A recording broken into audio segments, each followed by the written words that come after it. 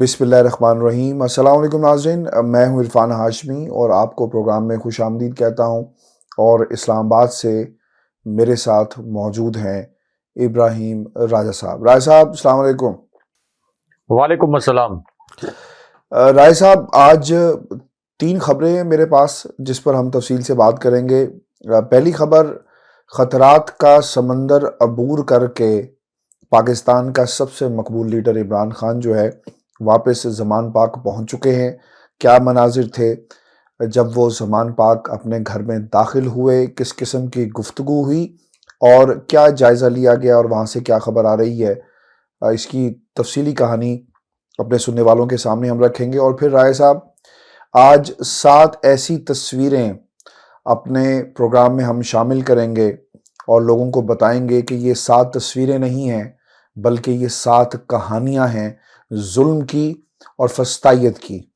और फिर अब खान साहब की तरफ से एक जवाबी सरप्राइज का भी बंदोबस्त कर लिया गया है। राय साहब, ऐलान नहीं कहूँगा, बंदोबस्त किया है, और ये क्या बंदोबस्त है ये भी बताएंगे आज के इस प्रोग्राम में।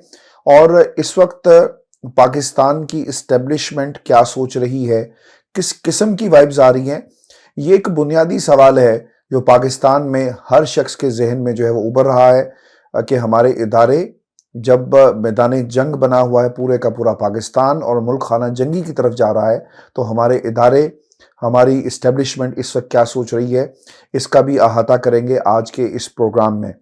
लेकिन ऐसा खतरात अगर मैं ये कहूँ कि बढ़ गए हैं, और इमरान खान खिलाड़ी तो थे ही लेकिन अब खतरात के खिलाड़ी बन गए हैं, तो ये यकीनन गलत नहीं होगा।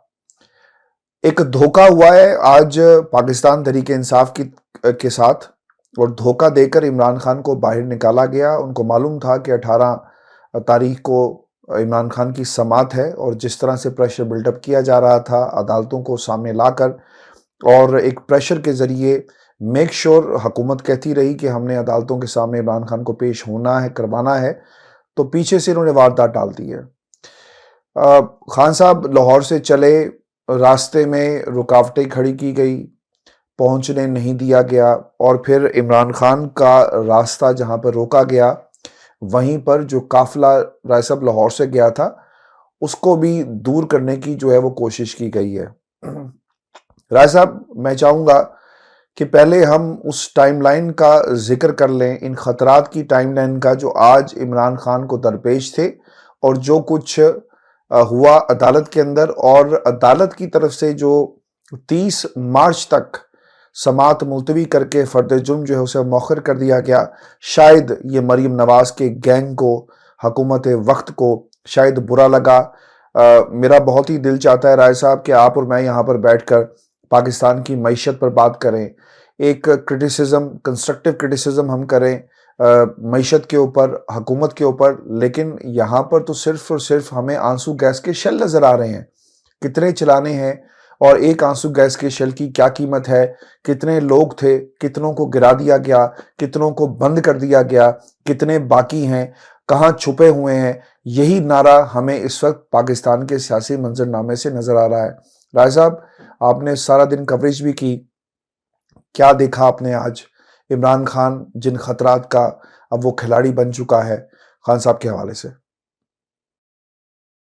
देखिए आशिफ साहब, जिस चैनल को मैं इस्लामाबाद में हेड करता हूँ, मेरे तमाम रिपोर्टर्स फील्ड में थे, मेरे तमाम कैमरामैन फील्ड में थे, और जिस तरह की शेलिंग जुडिशल कॉम्प्लेक्स में की गई है, इसकी पाकिस्तान की अदालती तारीख में कोई मिसाल नहीं मिलती।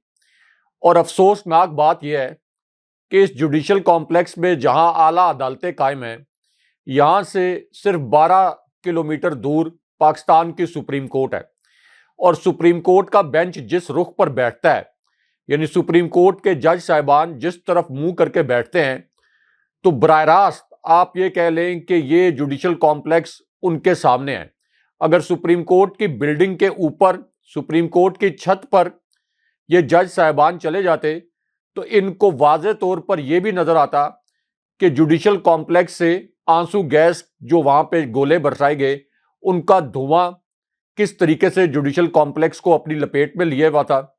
اور اس طرح سے لگ رہا تھا کہ جیسے جوڈیشل کمپلیکس پر کوئی دہشت گردوں کا حملہ ہوا اور اس کے بعد وہاں پر شیلنگ کی گئی یا وہاں کوئی بم پھٹ گیا۔ ہاشمی صاحب، یہ سلوک کیا گیا ہے عدالتی احاطے کے ساتھ۔ ویسے تو عدالتی احاطے کے احترام کے بڑے سبق پڑھائے جاتے ہیں، تو ایک تو ہم صحافیوں کے لیے یہ بہت حیران کن بات تھی کہ chief justice of Pakistan justice Bandial صاحب وہ مکمل طور پر پردہ فرمائے رہے۔ سپریم کورٹ کے جج صاحبان نے اس صورتحال کا نوٹس نہیں لیا، کیونکہ عمران خان صاحب کوئی اپنی مرضی سے، اپنی منشا سے جوڈیشل کمپلیکس نہیں آئے تھے۔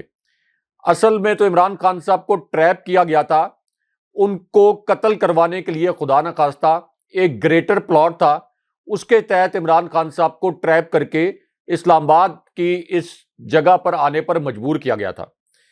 اس کے بعد ہاشمی صاحب اس پلاٹ پر عمل درآمد کرنے کے لیے جو تحریک انصاف کے کارکن عمران خان صاحب کی گاڑی کے گرد حفاظتی حصار بنائے ہوئے تھے، ان کو جان بوجھ کر نشانہ بنایا گیا۔ یہ پوری پلاننگ تھی، یعنی صحافی کی تو ایک نوز فار نیوز ہوتی ہے، فوراً وہ جج کر لیتے ہیں کہ پس پردہ کیا چل رہا ہے، پردے کے پیچھے جو لوگ ڈوریاں ہلا رہے ہوتے ہیں وہ پردے کے پیچھے بھی دیکھ لیتے ہیں۔ تو پوری پلاننگ نظر آ رہی تھی۔ جو بھی صحافی یہاں پر کور کر رہے تھے اس ایونٹ کو، وہ سب صحافی یہی کہہ رہے تھے اور ان کا اپنا خیال یہ تھا، تجزیہ یہ تھا کہ یہاں پر کوشش یہ ہے کہ عمران خان صاحب کی گاڑی کو اکیلا کر دیا جائے اور جو ان کے گرد حفاظتی حصار ہے اس کو ہٹا دیا جائے۔ اسی وجہ سے میں بار بار کہتا ہوں کہ یہ جو جیمرز والی گاڑیاں عمران خان صاحب کی گاڑی کے ساتھ چل رہی تھی، ان کا الٹنا بڑا مسٹیریس ہے، کیونکہ اس سے پہلے علی نواز آوان ٹی وی کیمروں پر یہ انکشاف کر چکے ہیں کہ عمران خان صاحب کے ہیلی کاپٹر نے جب ہنگامی لینڈنگ کی تھی، 2 مرتبہ ہنگامی لینڈنگ کرنی پڑی، ایک مرتبہ ان کا پائلٹ بے ہوش ہو گیا، تو اس کے متعلق علی نواز آوان نے یہ انکشاف کیا تھا کہ جو مٹیریل، جو آئل ڈلتا ہے ہیلی کاپٹر میں، اس کی جگہ کوئی ناقص مٹیریل ڈال دیا گیا تھا اور اس وجہ سے عمران خان صاحب کے ہیلی کاپٹر کو ہنگامی لینڈنگ کرنی پڑی۔ اسی طرح عمران خان صاحب کی اس سے پہلے ایک پروٹوکول کی جو گاڑی ہے اس کو آگ لگ گئی تھی بڑے مسٹیریس حالات میں، تو اس کی بھی تحقیقات ہونی چاہیے۔ اس کے بعد ہاشمی صاحب، جب عمران خان صاحب لاہور ہائی کورٹ کے حکم پر اور پھر اسلام آباد ہائی کورٹ کے حکم پر کہ آپ نے 5 بجے سے پہلے عدالت میں پیش ہونا ہے، تو اس امپورٹڈ حکومت کی پوری کوشش تھی کہ ایک تو عمران خان صاحب عدالتی وقت کے اندر کسی بھی صورت عدالت تک نہ پہنچ پائیں۔ دوسری ان کی جو کوشش تھی، میرا صحافتی تجزیہ یہ ہے کہ عمران خان صاحب کے کارکنوں کے اوپر جو کریک ڈاؤن صبح سے شروع کر دیا گیا تھا، ابھی قافلہ لاہور سے چلا نہیں تھا، تو اس کی وجہ یہ تھی کہ آج عمران خان صاحب کو مکمل طور پر تنہا کیا جائے اور لیٹ اٹ ہیپن تھیری کے تحت، ہاشمی صاحب یہ ایک کرائم کی تھیری ہے، لیٹ اٹ ہیپن، کہ اگر کسی کے اوپر حملہ کروانا ہو یا یہ انٹیلیجنس انفارمیشن ہو کہ کسی کے اوپر حملہ ہوگا، تو اس کے بعد سیکیورٹی فورسز 2 طریقے کی اپروچ اپنا لیتی ہیں۔ ایک یہ ہوتی ہے کہ اس حملے کو پریونٹ کیا جائے، ایک یہ ہوتی ہے کہ اس حملے کو ہونے دیا جائے، لیٹ اٹ ہیپن۔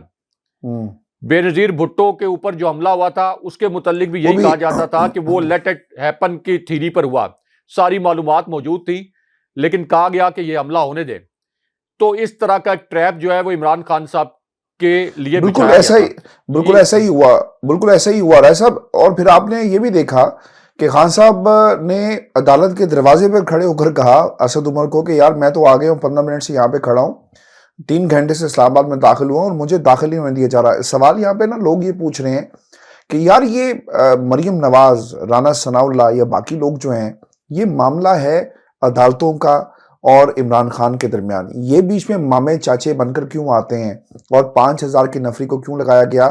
اور شیلنگ کا بنیادی مقصد کیا تھا؟ اگر یہ 5000 ایسا نفری نہ ہوتی، خان صاحب نے اندر جانا تھا، جج کے سامنے پیش ہونا تھا، یہ ضرور ممکن ہے کہ پی ٹی آئی کے ورکرز بھی اندر جاتے، نعرے بازی ہوتی، یہ بالکل اس کا یقین قوی امکان موجود ہے۔ لیکن اس طرح شیلنگ کی یا ریاست جس طرح سے یرغمال آج بنائی رکھی ہے پولیس نے، میرا خیال ہے کہ یہ جان بوجھ کر کیا گیا ہے تاکہ عمران خان کو عدالت کے اندر نہ پیش ہونے۔ اور آپ نے دیکھا ہوگا کہ خان صاحب نہیں جا سکے اندر، انہوں نے ادھر سے بیانیہ بنا لیا اور رائے صاحب پھر فائل بھی گم گئی، جس میں دستخط ہوئے ہیں وہ فائل بھی گم گئی ہے۔ جی ہاشمی صاحب، 2 پوائنٹ بڑے اہم ہیں۔ ایک تو جو آپ نے کہا کہ فائل گم گئی، عمران خان صاحب کی صرف حاضری یقینی بنانا ضروری تھا. جج صاحب کی ذاتی انا کی تسکین کے لیے عمران خان صاحب کو اتنے بڑے ٹریپ میں اسلام آباد لایا گیا. اب ہاشمی صاحب جب عمران خان صاحب نے سگنیچر کر دیے، عمران خان صاحب کو اور ان کے وکلاء کو تو یہ سوٹ کرتا تھا کہ یہ فائل بحفاظت پہنچ جائے جج صاحب کے پاس، اور پورے وہاں پہ جو کراؤڈ موجود تھا، تمام صحافیوں کی اپنی بنائی ہوئی ویڈیوز موجود ہیں کہ عمران خان صاحب کی گاڑی احاطہ عدالت میں موجود تھی. تو عمران خان صاحب کو تو یہ سوٹ نہیں کرتا تھا کہ وہ سگنیچر بھی کریں، اتنا رسک لے کر عدالت بھی پہنچ جائیں اور پھر فائل بھی ان کے وکلاء گم کر دیں تاکہ یہ تاثر بنے کہ عمران خان صاحب کی گاڑی احاطہ عدالت میں موجود نہیں تھی. کیا عمران خان صاحب کو یہ سوٹ کرتا تھا؟ قطعاً نہیں. تو یہ فائل جان بوجھ کر گما دی گئی. وہ جس ایس پی نے یہ سگنیچر کروائے تھے، آپ وہ دیکھیں کہ خواجہ حارث نے کس قسم کا آرگومنٹ کیا اس ایس پی کے ساتھ. پہلے وہ ایس پی کہنے لگا مجھے یہ نہیں پتا کہ فائل کے اوپر سگنیچر ہوئے ہیں یا نہیں ہوئے. پھر پینترا بدلا، پھر یہ کہا کہ میں بے ہوش ہو گیا تھا، اب میری یادداشت چلی گئی ہے، مجھے نہیں پتا کہ وہ فائل کہاں پر گئی. یعنی 1 منٹ کے اندر یادداشت بھی چلی گئی، میں گر گیا تھا اور مجھے اب پتا نہیں ہے کہ وہ فائل کہاں چلے گی. فائل تھی یا کوئی سوئی تھی. اور ایس پی کے ساتھ ظاہر ہے کہ اپنے ساتھ سیکیورٹی اہلکار بھی تھے، تو یہ جان بوجھ کر فائل گمانے کا وہاں پر ایک بہانہ کیا گیا تاکہ اگلی مرتبہ عمران خان صاحب جب آئیں تو یہ کہا جائے کہ نہیں، آپ کمرہ عدالت میں آئیں، آپ گاڑی سے باہر نکلیں، اور خان صاحب جب گاڑی سے باہر نکلیں ان کا حفاظتی حصار ختم ہو اور ان کو گرفتار کر لیا جائے. دوسرا ہاشمی صاحب، جو آپ نے کہا کہ کارکنوں کے نعرے، ہاشمی صاحب اسلام آباد ہائی کورٹ کی مریم نواز کی بہت سی پیشیاں میں نے بطور صحافی کور کی ہیں، خود اسلام آباد ہائی کورٹ میں جا کے. احتساب عدالتوں میں جب مریم نواز آتی رہی ہیں، احتساب عدالتوں میں فزیکلی جا کے میں نے وہ پیشیاں کور کی ہیں. ہر پیشی پر مریم نواز کے ساتھ ایک جلوس آتا تھا، اگرچہ وہ ایک غیر متعلق قسم کا جلوس ہوتا تھا، جو کہ آپ کہہ سکتے ہیں کہ بریانی کی پلیٹوں پر آنا والا جلوس. لیکن ہر پیشی پر اور یہی اسلام آباد ہائی کورٹ کے جسٹس عامر فاروق کتنی مرتبہ اتنے زچ ہو جاتے تھے کہ کہتے تھے کہ میں یہ سماعت آگے نہیں بڑھاؤں گا، اتنے کارکن عدالت کے اندر گھس آئے ہیں. مریم نواز کے یہی کارکن عدالتوں کے خلاف اور چیف جسٹس کے خلاف نعرے لگاتے تھے عدالت کے اندر گھس کر. کتنی مرتبہ جسٹس عامر فاروق نے یہ کہا، اس قسم کے ریمارکس دیے کہ پھر اگر آپ نے ان کارکنوں کو عدالت کے اندر لانا ہے تو انہی سے فیصلہ کروا لیں. تو ہاشمی صاحب، کیا اس وقت ان کارکنوں پر اسی طرح کی شیلنگ کی گئی تھی جس طرح سے پی ٹی آئی کے کارکنوں کو نشانہ بنایا گیا؟ کیا ان کو اسی طرح دہشت گردوں کی طرح ٹریٹ کیا گیا تھا؟ یا پھر آپ ہمیں یہ بتائیں کہ پی ٹی آئی کے جو سپورٹرز ہیں یہ کوئی اسرائیلی شہری ہیں، یہ کوئی انڈین شہری ہیں، اور جو نون لیگ کے سپورٹرز ہیں وہ صرف پاکستانی ہیں؟ یعنی اتنی بڑی تفریق آپ پاکستان کے اندر پیدا کر رہے ہیں، اتنا بڑا انتشار پیدا کر رہے ہیں. تو ہاشمی صاحب، یہاں پہ 2 مختلف معیار ہیں، عدالتوں کے اور عدالتی انصاف کے. تو عمران خان صاحب کو تو اللہ نے زندگی دی ہاشمی صاحب. میں آپ کو بتا رہا ہوں کہ کوئی اس طرح کے، اب وہ الفاظ میں دہرانا نہیں چاہتا، لوگوں کے سینٹیمنٹس جو ہیں وہ ہرٹ ہوں گے. یعنی اس طرح سے لگ رہا تھا کہ آج خدا نخواستہ عمران خان صاحب جو ہیں وہ یہاں سے شاید بحفاظت واپس نہیں جا سکیں گے. اس طرح کا ماحول بنا دیا گیا تھا. پوری پلاننگ تھی عمران خان صاحب کو راستے سے ہٹانے کی، اور سب جانتے ہیں کہ اس وقت عمران خان صاحب کس کے لیے خطرہ ہیں.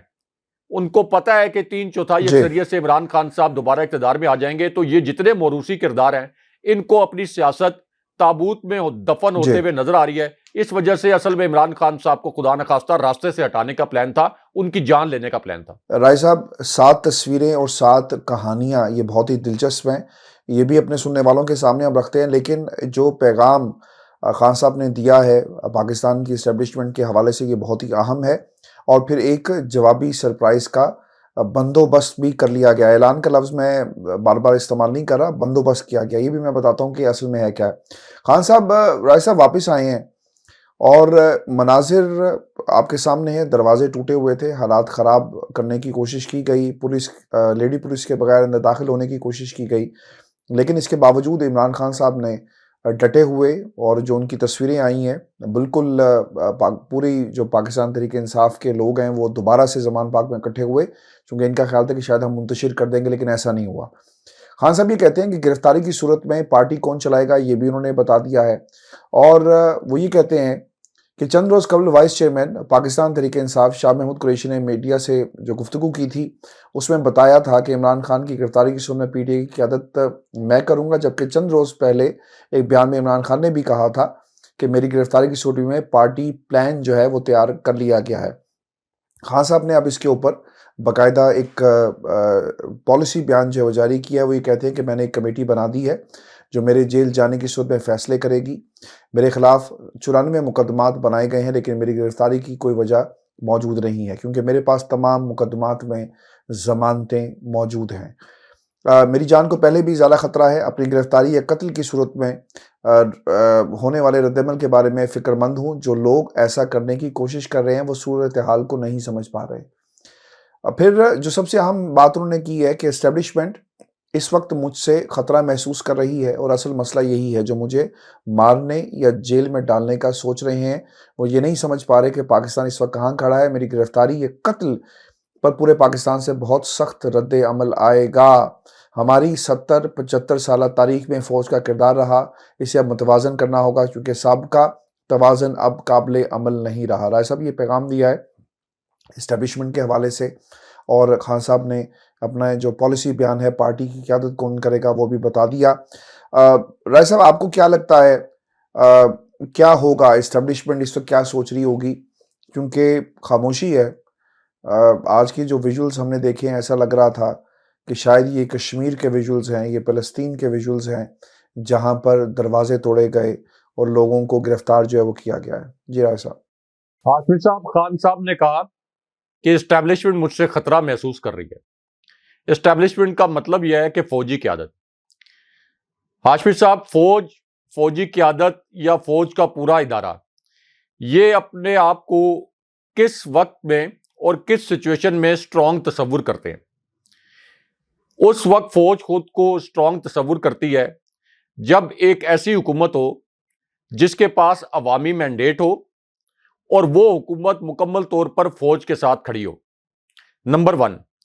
نمبر 2، جب فوج کو عوام کی اوور ویلمنگ سپورٹ حاصل ہو۔ نمبر 3، جب آپ کے ملک کی اکانومی اچھی چل رہی ہو، ایکسل کر رہی ہو، تو اس پوری صورتحال میں فوج خود کو اسٹرانگ تصور کرتی ہے اور ایک مضبوط ادارے کے طور پر تصور کرتی ہے۔ تو اس وقت عمران خان صاحب سے اسٹیبلشمنٹ کو خطرہ ہونے کے بجائے عمران خان صاحب کو اپنی سب سے بڑی سپورٹ کے طور پر لینا چاہیے، کیونکہ عمران خان صاحب کے دور میں اکانومی 6% تک چلی گئی تھی۔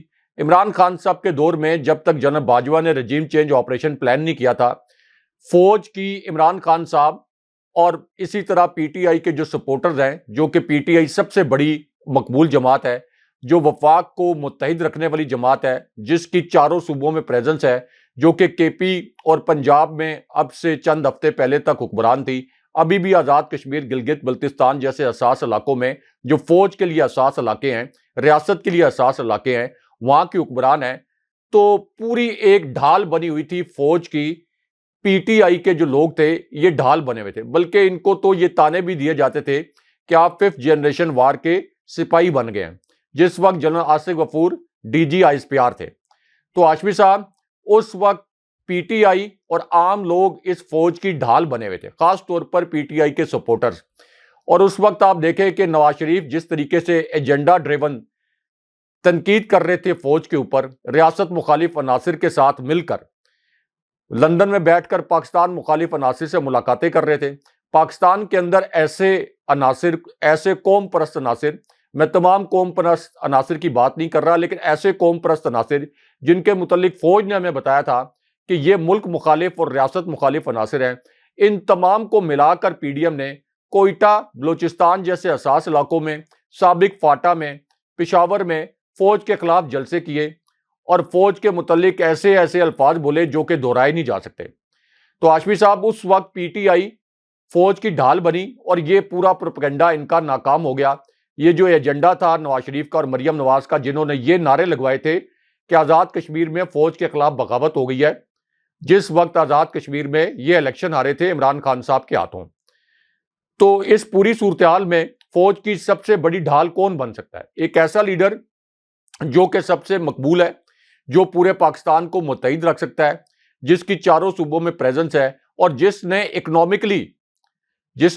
اکانومی کے فرنٹ پر اتنا اچھا پرفارم کیا کہ پچھلے 20 سال کا بہترین گروتھ ریٹ جو ہے اس نے آپ کو دیا آلموسٹ 6%، 5.97% کے اوپر. کووڈ کے چیلنج سے پاک فوج نے اور عمران خان صاحب کی حکومت نے مل کر نمٹا. FATF کا جو چیلنج تھا حماد اظہر کی قیادت میں اور عمران خان صاحب کی قیادت میں، اور آف کورس فوج کی ایفرٹ اس کے اندر شامل تھی، تو FATF کے چیلنج سے ہم نکل گئے. جتنے آپ کے فورن چیلنجز ہو سکتے تھے فورن پالیسی کے، ان سے آپ نکل گئے. دیوالیہ ہوئی معیشت کو آپ 6% پر لے گئے. تو فوج کو کیا سوٹ کرتا ہے؟ کیا فوج کو عمران خان صاحب سے خطرہ ہونا چاہیے، یا یہ جو 13 رکنی PDM کا لٹیرا، کرپٹ اور نااہل ٹولہ ہے، اس سے خطرہ ہونا چاہیے، جس کی پالیسیز کی بدولت یعنی 9 ماہ میں انہوں نے معیشت کو اتنے بدترین طریقے سے ڈبویا کہ ہاشمی صاحب فوج کے بجٹ پر 20 ارب روپے کا کٹ لگ گیا. ابھی پاکستان کا ایٹمی پروگرام اس کو محدود کرنے کی بات کی جا رہی ہے. IMF اس قسم کی شرائط رکھ رہا ہے. خود اسحاق ڈار نے یہ غلطی سے راز کھول دیا ہے. تو فوج کو عمران خان صاحب سے ڈرنا چاہیے یا اس 13 رکنی ٹولے کی کرپشن نااہلی سے ڈرنا چاہیے؟ ان سے خوفزدہ ہونا چاہیے. اور پھر ظاہر ہے کہ ان کے ساتھ عوام بھی نہیں کھڑے. تو ہر 2 صورتوں میں عمران خان صاحب اسٹیبلشمنٹ کے لیے ایک قابل قبول لیڈر بھی ہیں. عمران خان صاحب جب الیکشن ہوں گے تو بائی ڈیفالٹ یعنی بالکل شفاف الیکشن ہو، عمران خان صاحب کو جتانے کے لیے اسٹیبلشمنٹ کو کوئی محنت نہیں کرنی پڑے گی، کوئی دھاندلا نہیں کروانا پڑے گا. عمران خان صاحب بائی ڈیفالٹ 3/4 اکثریت سے جیت جائیں گے. کچھ مشکل فیصلے اگر کرنے پڑے، عمران خان صاحب عوامی سپورٹ سے وہ فیصلے بھی کر لیں گے. اس کے بعد فوج کے اوپر جو انگلیاں جناب باجوہ کے دور میں اٹھیں، جس طریقے سے جناب بابر افتخار ٹویٹ کرتے تھے جب وہ DG ICPR تھے، تو نیچے بڑے منفی قسم کے کامنٹس آنے شروع ہو گئے تھے، تو وہ پوری صورتحال بھی ختم ہو جائے گی. تو فوج کو تو ہر صورت میں یہ سوٹ کرتا ہے کہ عمران خان صاحب فوج کے ساتھ ایک پیج کے اوپر ہوں. ایک پیج پر ہونے کا مطلب یہ نہیں ہے کہ فوج کی مدد سے وہ اپنے سیاسی مخالفین کو کرش کر دیں. مطلب یہ ہے کہ پاکستان کی ترقی کے لیے، خوشحالی کے لیے، جمہوریت کے لیے سب سے بڑی پارٹی اور فوج اس طرح سے ایک پیج پر ہوں کہ یہ تاثر نہ بنے کہ فوج کا کندھا استعمال کیا جا رہا ہے اس PDM کی جانب سے پاکستان کی سب سے بڑی پارٹی کو کرش کرنے کے لیے. اس کے بعد ہاشمی صاحب سب سے اہم بات یہ ہے کہ سپریم کورٹ کے جو فیصلے ہیں، چیف جسٹس کے جو فیصلے ہیں، جس طرح سے یہ PDM کا ٹولہ سپریم کورٹ پر اور چیف جسٹس پر حملہ آور ہے، آئین کو روند رہا ہے. 90 دن کے اندر الیکشن کروانے کا چیف جسٹس نے اور سپریم کورٹ نے حکم دیا، لیکن اس وقت جس طرح سے آئین کو روندا جا رہا ہے تو اس فیصلے پر عمل درآمد کروانا بھی سب سے پہلے تو قانون نافذ کرنے والے اداروں کی ذمہ داری ہوتی ہے. الیکشن کمیشن کی ذمہ داری ہے. الیکشن کمیشن اس وقت PDM کی کٹ پتلی اور مریم نواز کا ذاتی غلام بنا ہوا ہے. اس کے بعد پولیس تو ظاہر ہے کہ چیف جسٹس کے فیصلے پر کسی صورت عمل درآمد نہیں کروائے گی. تو اس پوری سچویشن میں پاکستان جیسے ممالک میں پھر فوج ہی وہ ادارہ رہ جاتا ہے جس سے لوگوں کی توقعات ہوتی ہیں کہ اس وقت جو آئین شکنی ہو رہی ہے اس کو روکا جائے. روکنے سے مراد یہ ہے کہ کوئی یہ نہیں کہہ رہا کہ عمران خان صاحب کو آپ الیکشن جتوا دیں. کہا صرف یہ جا رہا ہے کہ اس وقت چونکہ ملک میں بدترین انتشار ہے، عمران خان صاحب پر بوگس ترین مقدمات درج کروائے جا رہے ہیں. آئے دن ہم دیکھتے ہیں کہ کبھی لاہور میں ہنگامہ آرائی ہو رہی ہے، کبھی عدالتوں کے اندر ہنگامہ آرائی ہو رہی ہے، کبھی کریک ڈاؤن کیے جا رہے ہیں، کبھی شیلز برسائے جا رہے ہیں. ایک ایسی اکانومی جو کولیپس ہو چکی ہے، وہ اکانومی اور وہ ریاست جو ہے وہ کروڑوں روپے جو ہے وہ شیلز برسانے پر اور آنسو گیس کے گولے برسانے پر اپنے ہی لوگوں پر کروڑوں روپے خرچ کر رہی ہے. تو اس پوری سچویشن میں اسٹیبلشمنٹ کا چونکہ آپ یہ کہہ لیں کہ یہ پسندیدہ یا ناپسندیدہ جو بھی ہے، لیکن اسٹیبلشمنٹ کا پاکستان کی سیاست پر اثر و رسوخ ہے، تو لوگ توقع یہ کرتے ہیں کہ فوج اس ملک کو اس انتشار کی کیفیت سے نکالے. آخر مجھے بتائیں کہ چیف جسٹس صاحب اور سپریم کورٹ کے جج صاحبان کے پاس کیا آپشن ہے اپنے فیصلے پر عمل درآمد کے لیے؟ کیا کریں؟ وہ ان کے پاس تو کوئی ڈنڈا نہیں ہے، وہ زبردستی کس طریقے سے عمل درآمد کروا سکتے ہیں؟ تو اگر چیف جسٹس کے فیصلے کو روندنے کی اجازت دی جائے گی، اگر سپریم کورٹ کے فیصلے کو روندنے کی اجازت دی جائے گی، تو پھر تو یہ ریاست قائم نہیں رہ سکتی. پھر تو یہ ریاست کا شرازہ بکھر جائے گا. یہ پہلے ہی ایک ناکام مکمل طور پر فیلڈ سٹیٹ ہے. ویورز مجھ سے ناراض ہو جاتے ہیں جب میں یہ الفاظ بولتا ہوں، لیکن مکمل طور پر یہ ناکام ریاست ہے. اور ہاشمی صاحب نہیں، آپ کہتے ہیں ناکام ریاست، کچھ لوگ کہتے ہیں بنانا ریپبلک، میں کہتا ہوں یہ پائن ایپل ریپبلک ہے صاحب. اور دیکھیں حضرت علی رضی اللہ تعالیٰ عنہ، جن کو علم کا دروازہ کہا جاتا تھا، ان کا یہ کول ہے، ان کا یہ کول ہے اور کوٹ کیا جاتا ہے مغرب میں بھی کہ کفر کے اوپر تو معاشرہ قائم رہ سکتا ہے، ناانصافی پر قائم نہیں رہ سکتا۔ ہاشمی صاحب یہ تو ایک قدرتی اصول ہے کہ ناانصافی، ظلم کا نظام، ناانصافی کا نظام، اس کے اوپر کوئی معاشرہ قائم نہیں رہ سکتا۔ تو جب سب سے بڑے آئینی ادارے کے فیصلے کو اس طریقے سے روندا جائے گا تو پھر کیا آپ توقع کر سکتے ہیں کہ اس ملک کے اندر یہ انتشار کی کیفیت ختم ہوگی؟ خاص طور پر ایک ایسی صورتحال میں جب لوگوں میں شعور آ گیا ہے، لوگوں کے پاس ٹیکنالوجی ہے، 4G 5G، لوگوں کو پتا ہے کہ اس کرپٹ ٹولے نے 30 سال کے اندر پاکستان کے اندر کچھ بھی ڈیلیور نہیں کیا، 1 انچ ملک کو آگے نہیں بڑھایا، اور دوبارہ سے ایک ڈیل کے تحت مسلط ہو گئے ہیں، اور پچھلے 9 ماہ میں عوام کی جیبوں پر ڈاکہ ڈالنے کے باوجود پاکستان کو عملی طور پر دیوالیہ کر دیا ہے۔ تو اس لیے اسٹیبلشمنٹ کو یہ تمام فیکٹرز جو ہیں وہ مد نظر رکھنے چاہیے عمران خان صاحب کے متعلق فیصلہ کرتے ہوئے۔ اچھا راج صاحب، یہ جو 7 تصویریں ہیں، اصل میں یہ 7 کہانیاں ہیں فسطائیت کی، ظلم کی اور بربریت کی۔ راج صاحب، میں چاہوں گا کہ یہ ساتھ ساتھ ہم دکھائیں بھی اپنے سننے والوں کو۔ پہلی تصویر کے اندر عمران خان صاحب جب زمان پاک سے نکلے ہیں تو لوگوں کا ایک بہت بڑا مجمع ان کے ساتھ تھا، اور یہ وہ موقع ہے جب دھوکہ دہی اور جو سازش رچائی گئی تھی اس کا باقاعدہ آغاز ہو رہا ہے، اور لوگ انتظار کر رہے تھے کہ خان صاحب جو ہیں وہ باہر نکلیں اور ہم جو ہے اپنا ظلم اور فسطائیت کا جو ہم نے نظام کھڑا کیا ہوا ہے اس کی ایک جھلکی دکھا سکیں۔ پہلی تصویر کے اندر پولیس والے باقاعدہ حملہ آور ہیں، اور خان صاحب کی جو ہمشیرہ ہیں عظمیٰ، وہ پولیس کو روکتی رہی، کہتی رہی کہ آپ کیوں یہ سب کچھ کر رہے ہیں، اور یہ یہاں پر انہوں نے باقاعدہ وارنٹ بھی ان سے مانگے تھے۔ دوسری تصویر میں وہ پولیس والوں سے بات کر رہی ہیں، دیکھا جا سکتا ہے کہ جو ورکرز ہیں وہ اوپر سے کھڑے ہو کر دیکھ رہے ہیں کہ پولیس کی بھاری جو نفری ہے وہ دروازہ توڑ رہی ہے۔ تیسری تصویر کے اندر دروازہ توڑ دیا جاتا ہے، گرا دیا جاتا ہے، ایسا لگتا ہے کہ شاید یہ کشمیر کی کوئی لائن آف کنٹرول پہ کوئی باڑ ہے جسے توڑ کر آپ نے دوسری طرف کشمیر کو فتح کر لیا، اور لوگوں نے جا کر وہاں پھر تصویریں بھی بنائی ہیں۔ پھر تیسری تصویر کے اندر ہزاروں کی تعداد میں، کہا یہ جا رہا ہے کہ 1000 کے قریب پولیس اہلکار جو تھے اس آپریشن میں شامل تھے، جو اندر گئے۔ اور پھر جو چوتھی تصویر ہے رائے صاحب، اس میں خواتین گھر کے اندر موجود ہیں، اور وہ پولیس والوں کو کہہ رہی تھی کہ آؤ اگر تم نے حملہ کرنا ہے تو کرو، اور ہمارے پاس کچھ نہیں ہے۔ پھر یہ بھی دیکھا کہ جو باہر کی جہاں پہ زمان پاک کا جو علاقہ، جو ایریا ہے، وہاں پر دروازے کو توڑا جا رہا ہے۔ اور پھر جو آخری تصویر ہے رائے صاحب، یہ 7ویں تصویر بہت ہی تکلیف دہ ہے، وہ اس لیے کہ اس تصویر کے اندر جو امام مسجد تھے زمان پاک کی، ان کو پکڑ کر ایک بزرگ کو، باریش بزرگ، سفید ان کی داڑھی ہے، سفید کپڑے انہوں نے پہنے ہوئے ہیں، اور پولیس والے نے دھکے دے رہے ہیں۔ تو یہ سب کچھ رائے صاحب آج ہوا۔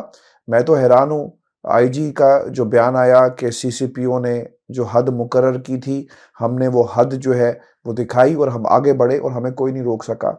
رائے صاحب آپ نے بھی دیکھا یہ سب کچھ، اور پھر حکومت کی طرف سے بھی بہت جو بیانات ہیں وہ جاری کیے گئے ہیں۔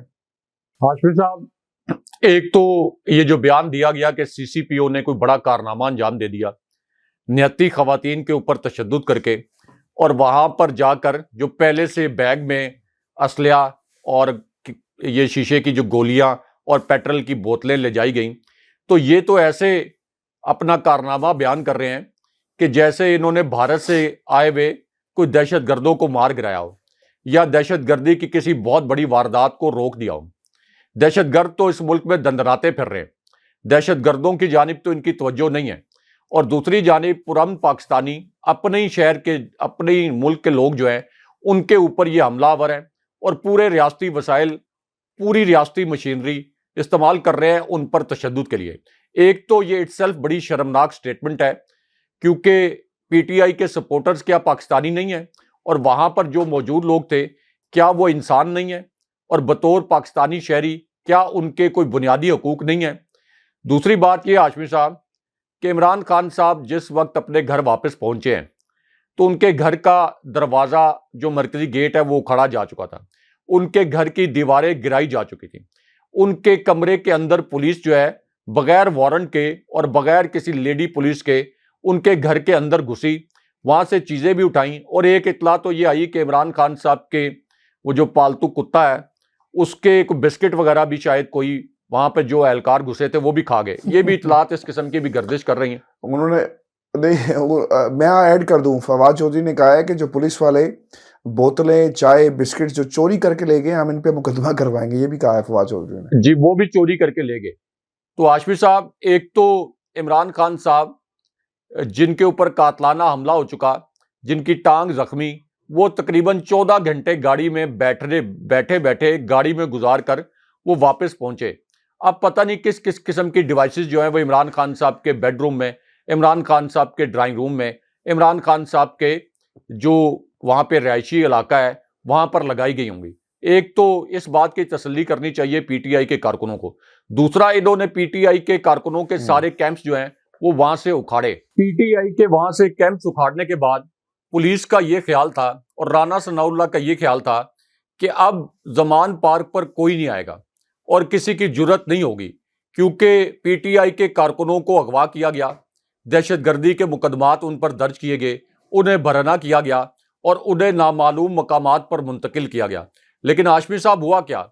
عمران خان صاحب جب پہنچے واپس زمان پارک، اس کے بعد ہم نے دیکھا کہ ہزاروں کی تعداد میں، یعنی اتنی بڑی تعداد میں جو کہ پچھلے 3 دن میں بھی زمان پارک میں نظر نہیں آئی، اتنی بڑی تعداد میں لوگ اپنے لیڈر کے ساتھ اظہار محبت کرنے کے لیے، اظہار عقیدت کے لیے وہاں پر پہنچ گئے. اس کا کیا مطلب ہے؟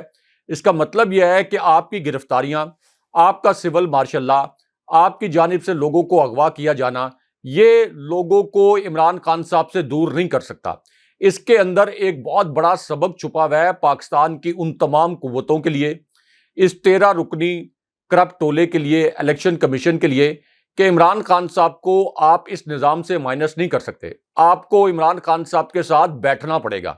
اتنے بڑے پاپولر لیڈر کو اگر آپ مصنوعی طریقے سے مائنس کرنے کی کوشش کریں گے، جعلی طریقے سے آپریشن کر کے مائنس کریں گے، تو پھر ہوگا یہ ہاشمی صاحب کہ پاکستان کے بالکل وہی مناظر آپ کی آنکھوں کے سامنے گھومیں گے جس طرح کے 1971 کے حالات تھے. جس طرح 1971 میں ایک جماعت کو مصنوعی طریقے سے مائنس کرنے کی کوشش کی گئی تھی، تو آپ دیکھیں کہ اس کا نتیجہ کیا نکلا کہ پاکستان 2 لخت ہو گیا. تو کیا پاکستان کو 2 لخت کرنا قبول ہے؟ لیکن اس کرپٹ ٹولے کو مسلط رکھنا اتنا ضروری ہے کہ پاکستان 2 لخت ہو جائے اور یہ کرپٹ ٹولہ مسلط رہے؟ یعنی کیا عوام کو، 22 کروڑ عوام کو اور اس ملک کو اس کرپٹ ٹولے کو ٹھیکے پر دے دیا گیا ہے اور مریم نواز کو یہاں وائس رائے مقرر کر دیا گیا ہے کہ اتنی بڑی اندھیر نگری ہو؟ وہ تو کہہ رہی ہیں کہ میں سوئی ہوئی تھی، دھاوا بولا گیا. رائے صاحب، یہ بار بار اپنے آپ کو کمپیئر کیوں کرتی ہیں عمران خان سے، اور اپنے حالات کو کیوں کمپیئر کرتی ہیں؟ اور پھر کمانڈر ان چیف صاحب نے بھی ایک بیان جاری کیا رائے صاحب ان حالات کے حوالے سے. ہاشمی صاحب، مریم نواز جن حالات سے گزری، جس جیل میں وہ تھیں، وہاں ان کے پاس موبائل فون تھا، ان کے پاس ایک لان تھا. اب تو خود انہوں نے کنفیشن بھی کر لیا ہے کہ میرے پاس ایک لائبریری بھی تھی. خود انہوں نے ایک انٹرویو میں یہ بھی کہا، ایک طرف یہ کہتی ہیں کہ میں 4/6 کے ڈیتھ سیل میں تھی اور دوسری جانب یہ کہتی ہیں کہ میرے پاس ایک لائبریری بھی تھی. تو 4/6 کے ڈیتھ سیل کے اندر کوئی لائبریری ہو سکتی ہے؟ اس کے علاوہ 3 ٹائم کا کھانا ان کے گھر سے آتا تھا. موبائل فون انہوں نے خود یہ کنفیشن کیا کہ یہ لے کے اندر چلی جاتی تھی، اور بعد میں ایک موقع پر جو لیڈی پولیس اہلکار ہیں اور نیب کی خواتین اہلکار، انہوں نے ان سے موبائل بھی ریکور کیا تھا. لان میں یہ صبح شام چہل قدمی کی سہولت میسر تھی، اخبارات میسر تھے. تو ان کا تو کوئی کمپیریزن ہی نہیں ہے. پھر ان کی سیاسی سٹرگل کیا ہے؟ صرف ان کی پہچان یہ ہے کہ یہ 3 مرتبہ اسٹیبلشمنٹ کی سپورٹ سے اقتدار میں آنے والے میاں نواز شریف، جنہوں نے 3 مرتبہ کرپشن کی اور کرپشن پر اقتدار سے نکالے گئے، ان کی یہ بیٹی ہیں. ان کی یہ پہچان ہے کہ ایک سسیلین مافیا کا ایک مرکزی کردار ہے. اور عمران خان صاحب کی کیا پہچان ہے؟ انٹرنیشنل پلیئر، ایک بہت بڑے انٹرنیشنل کرکٹر، اس کے بعد انٹرنیشنل لیول پر جانے پہچانے ایک فلائی کارکن جنہوں نے پاکستان جیسے ملک میں کینسر ہاسپٹل بنا دیے. تیسرا کینسر ہاسپٹل وہ کھڑا کر رہے ہیں، نمل یونیورسٹی بنا دی. اس کے بعد جو کینسر ہاسپٹل کا قائم رہنا، یہ پوری دنیا میں کہا جاتا ہے کہ ایک معجزہ ہے. تو عمران خان صاحب کی تو پوری زندگی ایک سٹرگل کا نام ہے. تو مریم نواز تو اصل میں اپنا قد کاٹ بڑھانے کی ناکام کوشش کرتی ہیں عمران خان صاحب کے ساتھ اپنا کمپیرزن کر کے۔ دوسری بات یہ ہے کہ اگر مریم نواز کو لیڈر بننے کا شوق ہے تو الیکشن میں آئیں، الیکشن میں عمران خان صاحب کو ہرائیں۔ یہ کیا بات ہے کہ آپ اداروں کی مدد لے کر عمران خان صاحب کی جان لینا چاہتے ہیں اور عمران خان صاحب کو گرفتار کر کے نائل کروا کے پھر جانا چاہتے ہیں الیکشن میں؟ اس کا مطلب ہے کہ آپ نے تو پہلی الیکشن میں ہار تسلیم کر لی ہے۔ دوسرا، جو آپ نے کمانڈر ان چیف اور سپریم کمانڈر کی بات کی، صدر عارف الوی کی، تو صدر بھی وفاق کی علامت ہوتے ہیں، اور صدر نے بالکل درست کہا کہ اس وقت جس طریقے سے عمران خان صاحب کو مائنس کرنے کی کوشش کی جا رہی ہے، اس سے تو پاکستان میں تباہی آ گئی، تباہی آئے گی۔ تباہی تو آ چکی ہے ہاشمی صاحب، آلریڈی آ چکی ہے۔ پاکستان کے عوام تباہ ہو چکے ہیں، پاکستان کی فوج کے اوپر، ان کے بجٹ کے اوپر کٹ لگ چکے ہیں، اور اب خدا نخواستہ عمران خان صاحب کو جس طرح کسی سانحے سے دوچار کرنے کی کوشش کی جا رہی ہے، اس کے بعد تو یہ ملک قائم نہیں رہ سکتا، اس کے بعد تو یہ ملک قائم نہیں رہ سکتا۔ اور ملک کے قائم رہنے کا یعنی جو لوگ پاکستان کے لوگ ہیں، اگر 70-75% لوگ جو عمران خان صاحب کے پیچھے کھڑے ہیں، تو ان کی فیلنگز کیا ہوں گی، ان کے جذبات کو آپ کس طرح سے کنٹرول کریں گے؟ کیا آپ یہ چاہتے ہیں کہ عمران خان صاحب اپنی اس پوری عوامی طاقت کو استعمال کریں اور اس ملک کی سلامتی کے لیے کچھ لائنز جو عمران خان صاحب نے خود ڈرا کی ہوئی ہیں کہ میں نے ان لائنز سے باہر نہیں جانا تاکہ میرے ملک کو نقصان نہ پہنچ جائے، کیا آپ چاہتے ہیں کہ عمران خان صاحب خود اپنی ڈرا کی ہوئی لائن سے باہر آ جائیں؟ عمران خان صاحب ایک کال دیں کہ میں جا رہا ہوں ریڈ زون میں، اور اس کے بعد آپ دیکھیں گے کہ کتنا بڑا عوامی سمندر عمران خان صاحب کے ساتھ ریڈ زون میں آ جائے گا۔ کوئی آپ کی پولیس، کوئی فوج، کوئی قانون نافذ کرنے والا ادارہ، کوئی سپریم کورٹ، کوئی الیکشن کمیشن اس وقت صورتحال کو کنٹرول نہیں کر سکے گا۔ کیا سری لنکا میں فوج نے حالات کو کنٹرول کر لیا تھا جس وقت عوام اپنے حقوق کے لیے باہر نکلے؟ کیا سری لنکا کی عدالتوں نے حالات کو کنٹرول کر لیا تھا؟ اور پھر دیکھیں سری لنکا کے حکمرانوں کو کس طرح سے فوجی طیاروں میں ملک سے فرار ہونا پڑا۔ تو اس وقت سے ڈریں کہ جب یہاں پر لوگ اتنے مشتعل ہو جائیں کہ یہاں کے کرپٹ حکمرانوں کو ایوانوں سے اسی طرح نکالا جائے جس طرح سے سری لنکا میں نکالا گیا تھا۔ بہت شکریہ صاحب، یہ شو تھا آج کا ہمارا، اپنے کمنٹس بھیجیے گا، چینل کو ضرور سبسکرائب کریں، مجھے اور ابراہیم راجہ صاحب کو اجازت دیجیے، اللہ نے کے بعد۔ اللہ نے کے بعد۔